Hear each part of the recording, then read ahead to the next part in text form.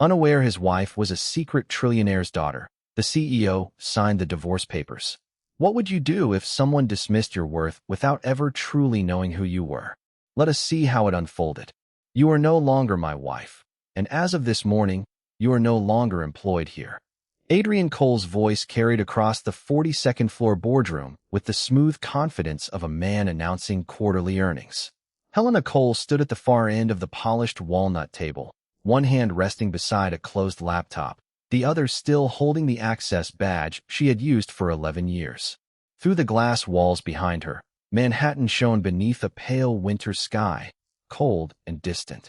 Around the table sat 12 executives who had once praised her instincts, borrowed her strategies, and waited for her approval before making decisions. Now none of them met her eyes. Adrian remained at the head of the room in a charcoal suit, his silver cuff links catching the light each time he moved. Beside him sat Vanessa Pike, the newly promoted chief strategy officer, wearing the faint expression of someone trying not to smile too soon. Helena looked at the termination folder in front of her. The first page cited restructuring. The second claimed a conflict of interest. The third included a prepared public statement describing her departure as mutual. She read every line without changing her expression. "You scheduled this before the board vote," she said. Adrian folded his hands. "The board has already been briefed." Helena glanced around the room. Martin Shaw from finance studied the table. Elaine Porter from legal adjusted her glasses. Two division presidents whispered near the windows. Their silence answered more clearly than Adrian could. "And the divorce?" Helena asked.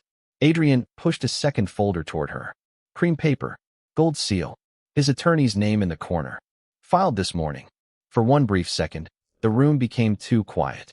Helena remembered the early years when Adrian worked from their kitchen table in a rented apartment in Queens, building presentations while she called investors from the hallway so he could concentrate. She remembered using her own inheritance to secure the company's first manufacturing contract. She remembered declining public credit because Adrian said one visible leader would make the brand stronger. Now the empire they had built together was being presented as his, and she was being removed from it like an outdated line item. "You are taking this remarkably well," Vanessa said. Her tone was soft, but the satisfaction beneath it was not. Helena turned toward her. Vanessa's promotion letter lay beside Adrian's hand, already signed.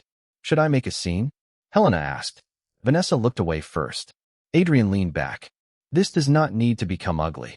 You will receive a generous settlement, provided you sign the confidentiality agreement and waive any claim to company leadership."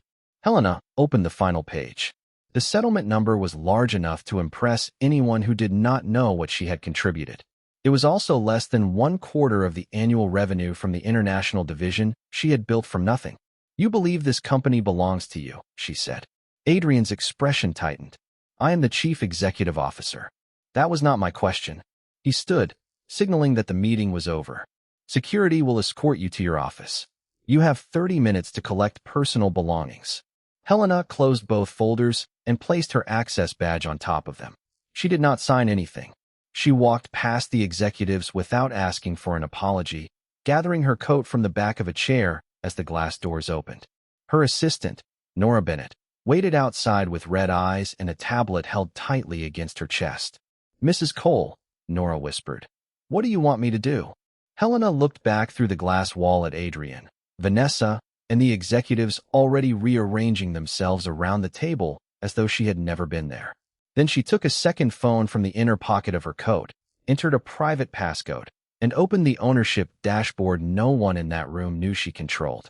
Her name appeared above 51% of Cole Meridian Holdings. Helena handed Nora the phone. "Schedule an emergency shareholder meeting," she said. "And do not tell them who called it." Helena did not return to her office. Instead, she walked past the security team waiting near the elevators and entered the private stairwell at the end of the corridor. Nora followed 2 steps behind, still holding the second phone with both hands as though it contained something fragile and dangerous. The stairwell was silent except for the distant hum of the building's ventilation system. Helena stopped on the landing between the 42nd and 41st floors, removed her wedding ring, and placed it inside the inner pocket of her coat. She did not look at it again. "The shareholder meeting must happen before noon tomorrow," she said. Nora stared at the ownership dashboard. They think Mr. Cole controls the company. He controls the title. Helena adjusted the cuff of her coat. Titles and ownership are not the same thing.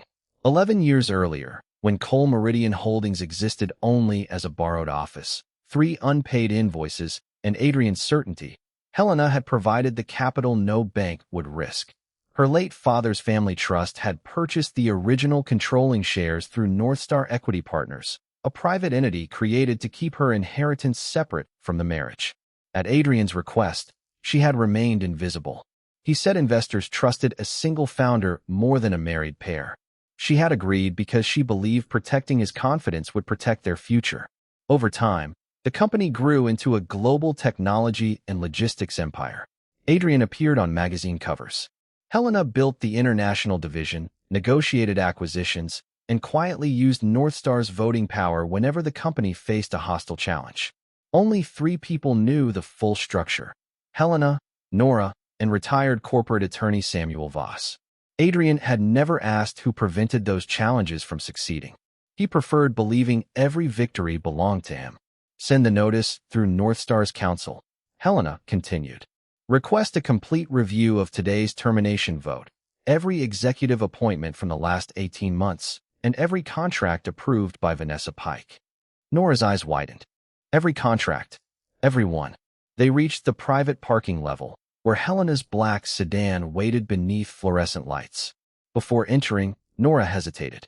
Are you going home? Helena looked toward the elevator doors behind them. The penthouse on Park Avenue was registered in Adrian's name. The townhouse in Brooklyn, purchased before the marriage through her family trust, was not. No, she said. I am going somewhere that is still mine. Across town, Adrian returned to his corner office and poured sparkling water into a crystal glass. Vanessa stood near the windows, reading the prepared statement announcing Helena's resignation. The board wants this released before the market closes, she said. Adrian loosened his tie. Use the word transition. Resignation sounds unstable. Vanessa crossed out the sentence with a silver pen. Do you think she will fight the divorce? Helena hates public conflict. She also refused to sign. Adrian glanced toward the empty executive office across the hall. Helena's name had already been removed from the directory, but the faint outline of the letters remained on the glass. She will sign after her attorney explains the settlement, he said. She has no leverage here. At that moment, his computer screen changed. A formal notice appeared from Northstar Equity Partners requesting an emergency shareholder meeting. The document carried the authority of 51% of the voting shares. Adrian read the number twice. Vanessa stepped closer. Who is Northstar? He did not answer. His mind moved through years of board votes, last-minute financing approvals, and acquisitions that had cleared despite investor resistance. Northstar had always supported him. Its representatives never attended company events, never spoke to the press, and never asked for credit. Call legal, he said. Vanessa picked up the phone. What should I tell them? Adrian kept staring at the notice. Find out who controls Northstar. In Brooklyn, Helena entered the quiet townhouse and turned on a single lamp in the study. Nora placed the phone beside a stack of sealed corporate records. Samuel Voss was already waiting at the desk, silver-haired and composed, with the original shareholder agreement open before him. You are certain? He asked. Helena removed her coat and sat across from him. He fired me, filed for divorce, and appointed the people who helped him do it. Samuel looked down at the voting ledger. Then tomorrow's meeting will require more than removing Adrian. Helena opened the folder containing Vanessa's contracts and the board's approval records. I know. Her voice remained calm. That is why I asked for all of them. By 8 the next morning, the Brooklyn townhouse had become a quiet command center. Helena sat at the dining table in a cream blouse and dark tailored trousers, her hair pulled back from her face, while Nora arranged color-coded folders in precise rows. Samuel Voss stood near the window with a legal pad, reading aloud the names of every executive who had voted to remove Helena.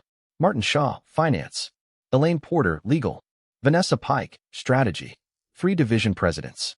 2 outside directors who had approved the process without reviewing the underlying ownership structure. Helena listened without interrupting. Northstar can remove them, Samuel said, but only if we establish cause or use the voting authority to replace the board. We have cause for some, Helena replied. For the rest, we have judgment. Nora looked up from the tablet. The meeting notice has been accepted. Adrian confirmed attendance. Samuel closed one file and opened another. He has also requested an emergency injunction to delay the vote. Helena's expression did not change. On what basis? He claims Northstar has acted in bad faith by concealing its beneficial owner. Helena looked toward the winter light beyond the windows. For years, concealment had been Adrian's preferred word whenever privacy protected him. Now that the same silence no longer served his power, he called it deception. The ownership structure was disclosed to company counsel at formation, she said. Every annual report lists Northstar correctly. He never asked who stood behind it. Samuel gave a faint nod. That is exactly the record. Across Manhattan, Adrian paced inside his office while Elaine Porter reviewed the shareholder agreement on a conference screen. Vanessa stood near the bar card, arms folded tightly. Northstar has the votes, Elaine said. Unless the court intervenes, they can replace the board today. Adrian stopped. Then find grounds. I have been looking since midnight. Elaine adjusted her glasses. The documents are valid. Vanessa stepped closer to the screen. Who controls Northstar? Elaine hesitated. The beneficial owner has requested confidentiality until the meeting. Adrian's frustration sharpened. You are company counsel, and the company must comply with the controlling shareholder. The words settled heavily. Adrian turned toward the glass wall overlooking the city. For years, those views had felt like proof that he had built something permanent. Now the office looked borrowed. At 11:45, black cars began arriving beneath Cole Meridian's headquarters. Directors entered through the private lobby. Outside counsel carried sealed boxes. Security received updated instructions from a firm Adrian did not recognize. At 11:58, Helena walked through the revolving doors with Nora on one side and Samuel on the other. She wore a deep navy coat over a tailored white suit, simple diamond earrings, and no wedding ring. Employees near reception fell silent. Some looked surprised. Others looked relieved. Helena did not slow. The executive elevator opened before she reached it, authorized by Northstar's credentials. On the 42nd floor, Adrian stood outside the boardroom with Vanessa and Elaine. His eyes moved immediately to Helena. You cannot be here, he said. Helena removed her gloves one finger at a time. I was invited. Vanessa looked toward Samuel. By whom? Nora stepped forward and handed Elaine a sealed ownership certificate. Elaine opened it, read the first page, and went still. Adrian watched her face. What is it? Elaine looked at Helena, then back at him. Northstar Equity Partners is controlled by the Helena Grace Whitmore Family Trust. Adrian's expression emptied. Helena's maiden name had not been spoken in that boardroom for more than a decade. That is impossible, he said. No, Helena replied. It was simply convenient for you not to know. The boardroom doors opened behind them. Inside, every seat was filled except the chair at the head of the table. Helena walked past Adrian and entered without waiting for permission. She placed the ownership certificate in front of the empty chair, then sat down. Nora took her place along the wall with the prepared resolutions. Samuel remained beside the door. Adrian entered last, no longer leading the room he had once controlled. Helena looked around the table at the executives who had watched her dismissal in silence less than 24 hours earlier. Before we begin, she said, I want each of you to understand that today is not about revenge. It is about whether this company can survive the people who mistook loyalty for weakness. Helena waited until every person in the boardroom had taken a seat before she opened the first resolution. No one spoke. Adrian sat 3 chairs away, close enough to watch her, but no longer close enough to influence what she would do. Vanessa remained beside him with a legal folder pressed flat against the table, her earlier confidence replaced by careful stillness. Elaine Porter sat across from Helena, reading the ownership certificate again as though the language might change. The first matter is the legality of yesterday's termination vote, Helena said. Samuel distributed copies of the original shareholder agreement and the company bylaws. Under Section 8, any removal of an executive who also represents the controlling shareholder requires written notice to that shareholder before the vote. Elaine looked down at the page. Northstar received no notice. Helena nodded, which means the vote was defective. Martin Shaw from Finance cleared his throat. The board acted on the information available. The information was available, Helena replied. You chose not to verify it. She turned to Nora. "Read the attendance record." Nora opened the tablet. 12 directors were present. 9 voted in favor. 2 abstained. 1 was absent. No representative of Northstar Equity Partners was notified. The room absorbed each detail slowly. Adrian leaned forward. "This is procedural. It can be corrected." Helena looked at him. "So can a resignation letter. That does not make the pressure behind it acceptable." She opened the second resolution. "The next matter concerns executive appointments and contract approvals during the last 18 months. Vanessa's fingers tightened around her folder. Samuel placed a stack of documents in front of the directors. The first showed consulting payments routed through Pike Advisory Group, a firm owned by Vanessa's brother. The second showed vendor contracts approved without competitive review. The third showed a retention package granting Vanessa accelerated compensation if Helena left the company. "This package was approved 6 weeks ago," Helena said. "Before my termination. Before the divorce filing." Vanessa's face lost color. "That package was intended to protect executive continuity." "Whose continuity?" Helena asked. Vanessa looked toward Adrian, but he did not meet her eyes. Martin turned another page. "These payments exceed $6 million. Over 21 months, Samuel said. All approved under Adrian's delegated authority." Adrian's voice hardened. "You are implying misconduct where there was none." Helena did not raise hers. "I am presenting records. The implications belong to the people who created them." Elaine removed her glasses. "The conflict disclosures are incomplete." Vanessa turned toward her. "Legal reviewed every contract." "Legal reviewed summaries," Elaine said. "Not beneficial ownership." The division presidents began whispering. Helena waited until the sound stopped. Then she opened a final folder containing performance reports, employee complaints, and internal messages. Several executives had discussed Helena's removal as a chance to simplify leadership. One had called her influence decorative. Another had written that Adrian would be easier to manage once the marriage ended. Helena read none of the messages aloud. She did not need to. She placed them in the center of the table. "You were not removing a conflict," she said. "You were removing the person who kept asking why." Adrian stared at the folder. "What do you want?" Helena looked around the room. That question had followed her for years, usually after everyone else had already taken what they wanted. This time, the answer was simple. An independent audit. Immediate suspension of all contracts connected to undisclosed personal relationships. Resignation of every director who approved my termination without notice to the controlling shareholder. One outside director shifted uncomfortably. "That is excessive." Helena turned toward him. "You voted to remove me in less than 10 minutes. He said nothing. Samuel read the voting thresholds. Northstar's 51% was enough to pass every resolution. One by one, the directors signed acknowledgments. Some looked ashamed, others only frightened. Adrian watched the process with the expression of a man seeing the machinery of power from the outside for the first time. "And my position?" he asked.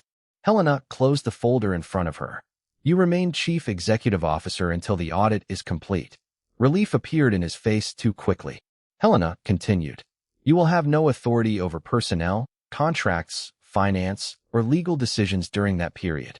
The relief vanished. She looked toward Nora. "Prepare the suspension notices." Nora opened a new file. "For whom?" Helena glanced at Vanessa, Martin, the outside directors, and every executive who had turned silence into permission. Her voice remained quiet. "Start with everyone who believed loyalty made me disposable." The suspension notices were delivered before the boardroom doors reopened. Nora moved from seat to seat with a black folder for each executive, her expression steady despite the tension pressing against the glass walls. Vanessa received hers first. She read the opening line, then looked at Adrian as though he might still reverse it. He could not. Martin Shaw from Finance stared at his notice without touching it. The 2 outside directors who had called Helena's demands excessive began asking Samuel whether resignation would protect their reputations. Samuel answered each question with the same calm precision. The audit would determine responsibility, not the wording of their departure. Helena remained at the head of the table, watching the people who had treated her silence as weakness discover that consequences did not require raised voices. "This is retaliation," Vanessa said at last. Helena looked at her. "Retaliation would be removing you because I dislike you." You were suspended because your family business received $6 million in undisclosed contracts. Adrian approved them. The room turned toward him. Adrian's face tightened. They were legitimate consulting services. Then the audit will confirm that, Helena said. Vanessa pressed the folder closed. You planned this. You planned my removal 6 weeks before yesterday's vote. Vanessa stopped speaking. The elevators were restricted while security collected company devices and access cards. No one was escorted publicly through the lobby. Helena had refused that spectacle. She wanted records preserved, not humiliation performed. By 2 in the afternoon, the executive floor had become unusually quiet. Office doors stood open. Assistants whispered near the copy room. The company directory began changing one name at a time. Helena returned to the office that had been emptied for her successor. Her framed photographs were gone, her books packed into storage boxes, and Vanessa's preferred artwork leaned against the wall waiting to be installed. Nora stood in the doorway. Facilities can restore everything. Helena ran one hand across the empty desk. Not everything should be restored. On the credenza, someone had left the silver pen Vanessa used to edit Helena's resignation statement. Helena picked it up, examined it, then placed it inside the top drawer. Bring me the International Division reports, she said. The current ones, not the summaries. Nora hesitated. You are going back to work today? The company does not stop needing leadership because the board lost its judgment. At 4:30, the first audit findings arrived. 3 regional divisions had delayed vendor payments to protect quarterly margins. Employee benefit reductions had been approved without full board review. A warehouse modernization contract had been awarded to another firm connected to Martin's family. Helena read each page without surprise. The pattern was not a single betrayal. It was a culture built around the belief that proximity to Adrian excused accountability. She called the operations team, restored the delayed payments, froze the questionable contracts, and ordered an independent review of employee benefits. Outside her office, staff began receiving notifications that decisions made in the last 90 days were being reconsidered. Some employees looked relieved. Others looked frightened. Helena understood both reactions. Power used carelessly made even good news feel temporary. Adrian entered just after sunset without knocking. His tie was gone, and the confidence he wore so easily in public had thinned into exhaustion. He closed the door behind him. You suspended half the executive team in one afternoon. Helena continued reading. 5 people are not half the company. They are the people who know how to run it. She looked up.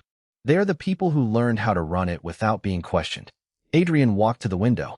Below them, Manhattan moved through the early evening as if nothing inside the tower had changed. You could have told me about North Star years ago. You signed the shareholder agreement. I trusted you. Helena held his gaze. You trusted that my support would remain invisible. He turned away. Vanessa says you are trying to destroy me. Vanessa says whatever keeps her closest to authority. Adrian looked back sharply. And what do you say? Helena closed the report. I say the audit decides whether you remain chief executive officer. He stepped closer to the desk. I built this company. We built it, she said. You were simply the only one whose name appeared in the photographs. For the first time, Adrian had no immediate answer. Helena opened a new folder containing the original funding records, her signatures appearing beneath the first contracts, loan guarantees, and acquisition approvals. Tomorrow, she said, you will explain to the independent committee why you fired the person who financed the company, built its strongest division, and controlled its voting shares. Adrian looked at the documents, then at her. And if they remove me? Helena's expression remained calm. Then you will leave through the same doors you expected me to walk through quietly. The independent committee convened at 9 the next morning in a smaller conference room without city views, executive portraits, or the polished theater Adrian usually preferred. Helena chose the room because nothing inside it could distract from the records. Samuel Voss sat at one end with 3 outside directors who had not participated in her termination. Nora occupied a side table with the audit files arranged by subject: personnel, contracts, governance, and finance. Adrian entered alone. His suit was immaculate, but the night had left shadows beneath his eyes. He took the chair opposite Helena and placed both hands on the table. Let us begin with the termination process, Samuel said. Adrian looked directly at Helena. The board believed her position created instability. Helena did not react. One committee member opened the meeting minutes. The record shows no performance review, no written warning, and no notice to the controlling shareholder. The circumstances required speed, Adrian replied. What circumstances? Another member asked. Adrian paused. The silence exposed the answer before he gave it. Her influence had become difficult to separate from our personal conflict. Helena finally spoke. You filed for divorce the same morning. Adrian's eyes shifted toward her. The marriage had been failing for months. Then why did you approve Vanessa Pike's retention package 6 weeks earlier? Nora placed the agreement on the table. The accelerated compensation triggered only if Helena left the company. Adrian looked at the signature page. Vanessa was essential to continuity. Continuity after an event you claim was not planned? Helena asked. He leaned back. You are interpreting ordinary preparation as conspiracy. Samuel opened the contract file. Then explain why Pike Advisory Group received $6 million without competitive bids, why beneficial ownership was omitted from legal review, and why the board summaries were prepared by Vanessa herself. Adrian's control slipped for the first time. Those contracts produced results. That was not the question, Helena said. The committee continued for 2 hours. Each answer led to another document. Each justification weakened under its own dates. Adrian insisted he had protected the company. The records showed he had protected a circle of people who praised him, approved him, and never required him to explain himself. When the finance review began, Nora displayed the international division figures. Helena's division had generated 38% of total operating profit the previous year. Adrian had described her as replaceable while depending on the systems she built to keep the company stable. One director looked at him across the table. Why was this not included in the board packet before her removal? Adrian glanced toward the empty chair where Martin Shaw would normally have Saturday. Finance prepared the materials. You approved them, Helena said. He turned to her. You want me to admit I made a mistake? Her expression remained composed. A mistake is signing the wrong page. You planned this for 6 weeks. The committee adjourned shortly after noon. Adrian was asked to wait outside while the directors considered the evidence. He stood in the corridor beside the glass wall, no assistant, no legal team, no one carrying his folders. Inside, the vote took less than 20 minutes. When the door reopened, Samuel invited him back. Adrian returned to the same chair and looked at Helena before anyone spoke. The committee has concluded that your actions represented a serious failure of governance, Samuel said. Effective immediately, you are removed as Chief Executive Officer. Adrian's face remained still, but his hands tightened together. On whose authority? Helena placed the signed resolution on the table. The controlling shareholder and the independent committee. He looked at her. You are taking my company. No, she said. I am stopping you from treating it as personal property. Samuel continued. Adrian would retain his vested shares, lose all operational authority, and remain subject to the audit. A transition team would assume control by the end of the day. Adrian listened without interruption. When the final page was placed before him, he did not touch the pen. Who replaces me? He asked. Helena turned toward Nora. The board will appoint an interim chief executive officer this afternoon. Adrian followed her gaze, expecting another name. Nora opened a black folder and waited. Helena looked around the room, then spoke with the calm certainty Adrian had once mistaken for surrender. Before any appointment, remove every executive who participated in concealed contracts, defective votes, or retaliatory planning. Nora's hand moved to the prepared list. All of them. Helena held Adrian's eyes. Every one of them. By 3 that afternoon, the names disappeared from the company directory one by one. Vanessa Pike's access was revoked first. Martin Shaw followed, then the outside directors who had approved the defective vote, then the division leaders who had helped prepare Helena's removal while concealing conflicts of interest. Nora carried out each instruction with the same quiet precision she had used for 11 years, but now the entire executive floor understood who she answered to.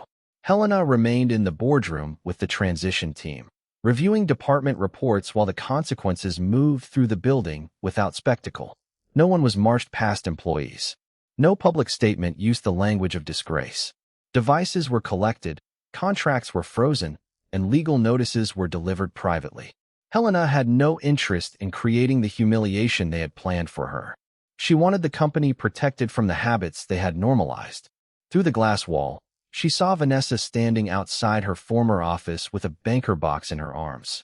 The woman who had once corrected Helena's resignation statement with a silver pin now waited for an elevator that would not open without security authorization. Vanessa turned and saw Helena watching. For a moment, anger rose in her face. Then it gave way to something less certain. She crossed the corridor and stopped at the boardroom door. "You could have kept me," she said. Helena looked up from the audit summary. "Why would I?"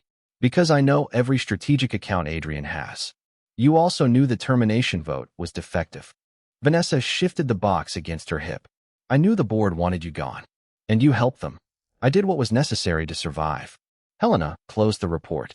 That is what people say when they want ambition to sound unavoidable.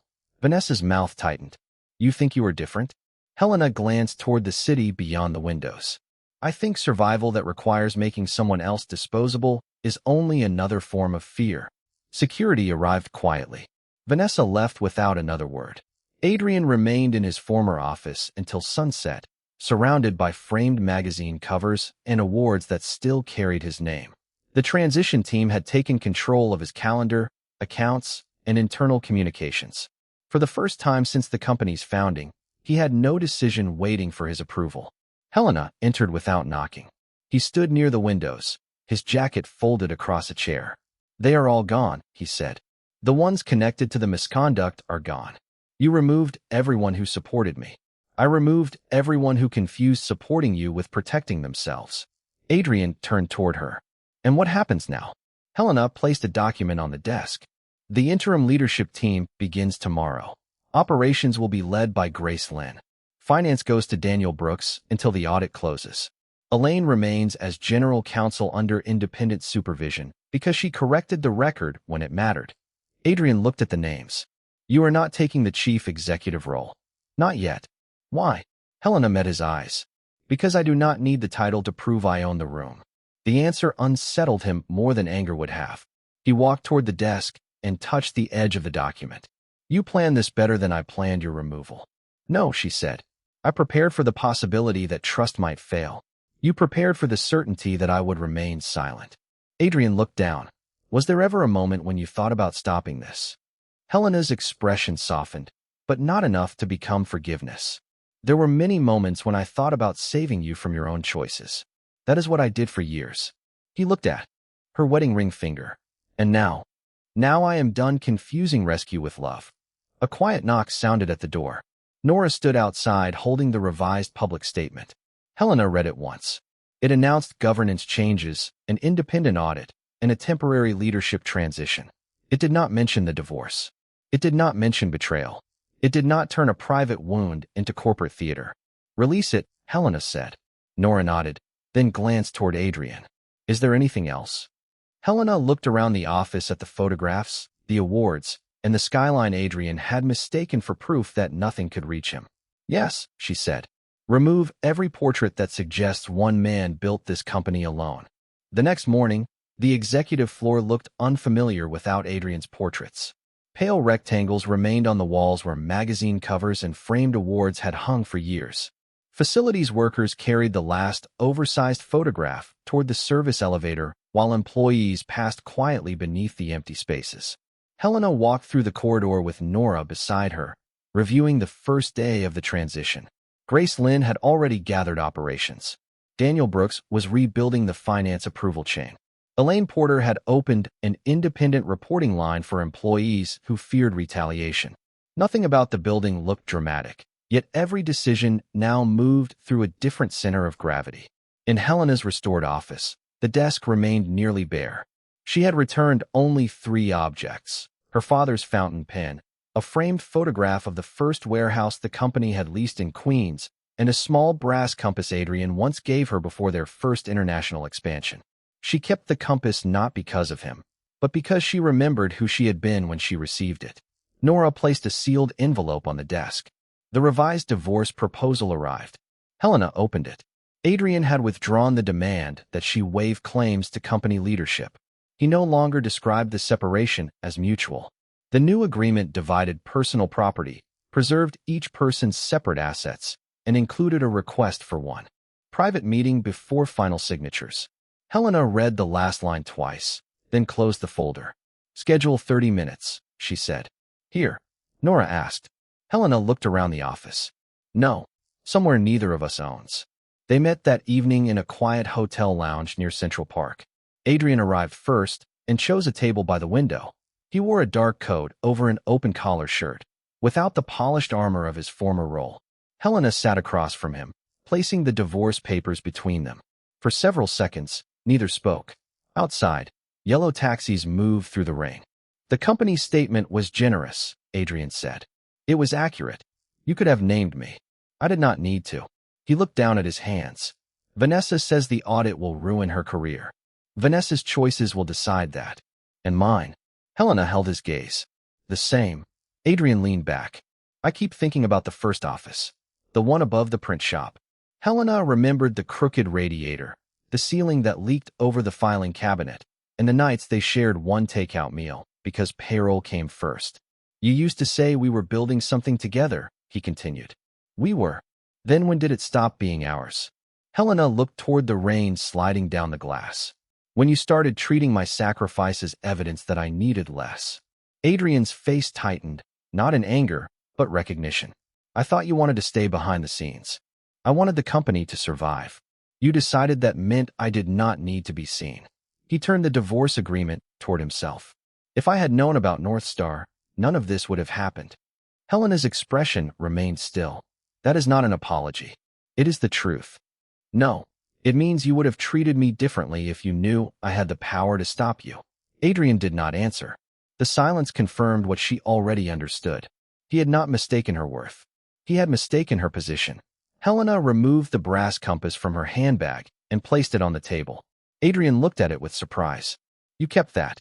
"It reminded me that direction matters more than speed." She slid it toward him. "You should have it now." He touched the edge but did not pick it up. "Is there any version of this where we start again?" Helena looked at the man she had once loved enough to make herself invisible beside him. There was still sadness in her, but no uncertainty. "You do not want to start again," she said. "You want to return to the moment before consequences." Adrian lowered his eyes. Helena signed the final page with her father's fountain pen. Then she stood, buttoned her coat, and left the agreement in front of him. At the door, she paused only long enough to say, "The company will recover. I will recover. What happens to you depends on whether you finally learn the difference between being supported and being entitled." 6 months later, Cole Meridian Holdings opened its annual leadership conference in the same 42nd floor boardroom where Helena had once been dismissed. The walnut table remained, but the room no longer revolved around a single chair. Department leaders sat beside employee representatives, regional directors, and independent auditors. On the wall, the company history displayed photographs of warehouse crews, engineers, assistants, early investors, and the first international team. No portrait stood larger than the others. Helena entered with Nora carrying the final audit report. She wore a tailored ivory suit, simple diamond earrings, and her father's fountain pen clipped inside the folder. Conversations quieted, not from fear, but attention. Grace Lynn rose from the interim chief executive officer's seat and handed Helena the agenda. "The board is ready," she said. Helena looked around the room. The company had survived the leadership removals, restored delayed vendor payments, reversed the employee benefit cuts, and recovered 2 major accounts that Adrian's inner circle had nearly lost. Revenue had steadied. Staff turnover had fallen. More important to Helena, people had begun raising concerns before problems became crises. The audit report named every failure without turning any person into entertainment. Vanessa's undisclosed contracts had been canceled. Martin's related party agreements had been referred for civil review. The former directors had resigned. Adrian had repaid compensation tied to defective approvals and agreed to surrender his remaining board influence as part of the final settlement. Helena opened the meeting. "This company did not need one hero," she said. "It needed fewer people pretending they were above the rules." No one applauded immediately. Then Grace did, followed by Nora, then the rest of the room. Helena allowed the sound to rise and fade before returning to the agenda. The board voted unanimously to appoint Grace as permanent chief executive officer. Helena accepted the position of executive chair, retaining strategic oversight without rebuilding the same structure that had failed them. After the meeting, employees gathered in the lobby for the unveiling of a new company display. At its center was the original photograph of the rented Queen's office above the print shop. Beneath it were two signatures on the first funding agreement, Adrian Cole and Helena Grace Whitmore. Helena stood before the glass case while Nora joined her. "They finally spelled your full name correctly," Nora said. Helena smiled. "That is progress." Nora held out a small envelope. The divorce decree was finalized this morning. Helena opened it and read the official line confirming the marriage had ended. There was no dramatic feeling, only a quiet release, like setting down something she had carried long after it stopped belonging to her. She folded the decree and returned it to the envelope. "Any message from Adrian?" she asked. "One." Nora handed her a card. Adrian had written only that he now understood why she never needed to raise her voice. Helena read the sentence, then placed the card inside the envelope without replying. That evening, she returned to the Brooklyn townhouse. The rooms no longer felt like a retreat from another life. They felt like home. She opened the study windows to the spring air and placed the divorce decree inside a locked drawer beside the old brass compass. She had not taken the compass back from the hotel. Adrian had mailed it to her weeks later with no note, but she no longer needed it to tell her which direction to choose. Her phone rang as she stepped into the garden. Nora's name appeared on the screen. "The international team approved the employee ownership plan," Nora said. 20% will transfer over the next 5 years. Helena looked at the townhouse windows glowing behind her. "Send the final documents tomorrow. You are not going to review them tonight. Tomorrow is soon enough." Nora laughed softly. "I never thought I would hear you say that." Helena ended the call and sat beneath the small maple tree her father had planted years earlier. For more than a decade, she had believed love meant making room for someone else to become larger. She knew better now. Love did not require disappearance. Loyalty did not require silence. And power was not proven by how many people obeyed when she spoke. It was proven by what remained standing after she chose not to destroy it. Helena had not won because Adrian lost his title, his allies, or his marriage. She had won because when they tried to erase her, she finally stopped helping them do it.